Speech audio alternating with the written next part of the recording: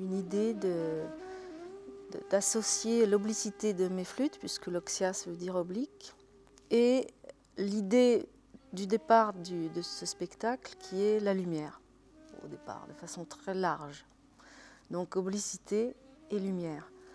Et donc je me penche sur la question de l'Antiquité, par exemple, avec la lumière, et je tombe sur Apollon. Apollon a un surnom qui est l'oxias, qui veut dire l'oblique.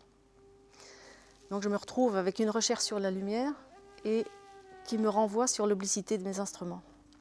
Donc là, il y avait une conjonction des choses déjà qui m'a donné en fait tout le là de la création. Ça m'évoque plus une construction qui s'est faite avec pas mal d'acteurs différents et d'univers très différents. Donc il y a eu tout ce rassemblement de personnes autour d'Isabelle Courroy.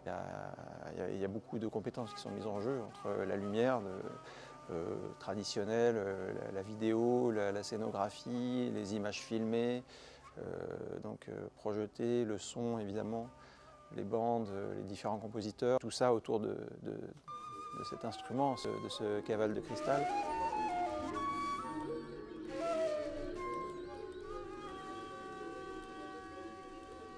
Je pense qu'on a réussi à s'approcher de quelque chose de très personnel, c'est très poétique, ça raconte une histoire, c'est narratif, c'est posé avec des attentions délicates.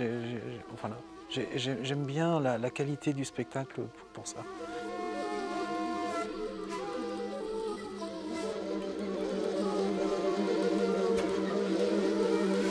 Alors il y a un univers global qui parle beaucoup des éléments, du feu, de l'eau, tout ça. Et je pense qu'à l'intérieur de cet univers, il y a plusieurs éléments qui rentrent, notamment le sablier, la clepsydre, le mobile, le cerclage d'eau. Donc toutes ces choses-là sont des parties d'un tout, quoi. C'est l'idée qui a fabriqué la forme en fait. Tout peut se ramener à ce tube, à cette matière. Par exemple, les pièces de François Wong, quand il a fait ses banques de sons, nous sommes allés au CIRVA à Marseille, où il a enregistré les fours, les verriers en action avec leur technicité, leur savoir-faire. Et pour Ralph Louzon, donc plutôt pour l'image, la vidéo, la source de cette vidéo qui s'appelle Feu, sur la musique de Zad Multaka, elle a été faite au moment de la construction des instruments par Ludovic Petit. En fait, il y a une unicité organique de tous les matériaux.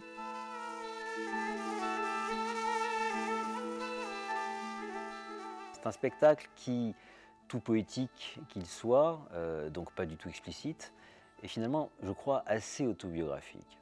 C'est une ode au cavale, c'est un conte, c'est une quête, c'est un récit, c'est cette recherche de la transparence, les épreuves par lesquelles le personnage passe. C'est cet ensemble-là, l'Oxia, ce parcours, ce chemin.